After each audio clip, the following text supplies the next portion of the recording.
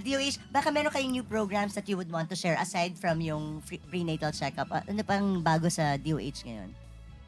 Sa ngayon po, meron po nga yung sa bakuna nga po. So ngayon po ay kumbaga nag-scale up po tayo ng pagbabakuna. So ngayon po sa Mindanao po may added efforts po tayo ng pag-iikot nila ng pagbibigay ng bakuna. So yun din po syempre po sobra pong pinopromote talaga namin sa mga kahit hindi po solo parents, sa lahat po na may anak na ipabokanuhan po yung mga anak po nila. Pero may pag-aaral ba si DOH doon sa mga side effects naman or pangit na epekto ng vaccine?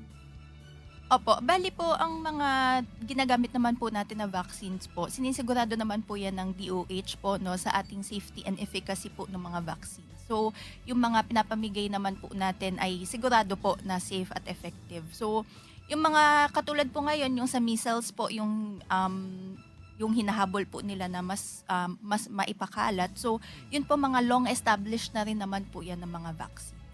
So, yun din po, no, sana mabawasan din po no yung parang pagdududa sa vaccines. Parang aware din naman po kami sa DOH. Pero kasi napakadami kasing studies na lumalabas na ang dami. Yes, So, you really have to prove to a lot of people. Kasi ang dami rin talagang lumalabas na naging side effects ng vaccine eh. Lalo na itong COVID vaccine natin, ang daming nating naririnig.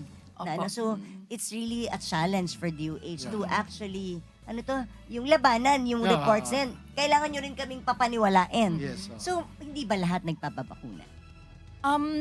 Through the years po, napansin po talaga na na nabawasan po Na-decline. Oo, nung ating I think it's because of social media siguro, no? Opo.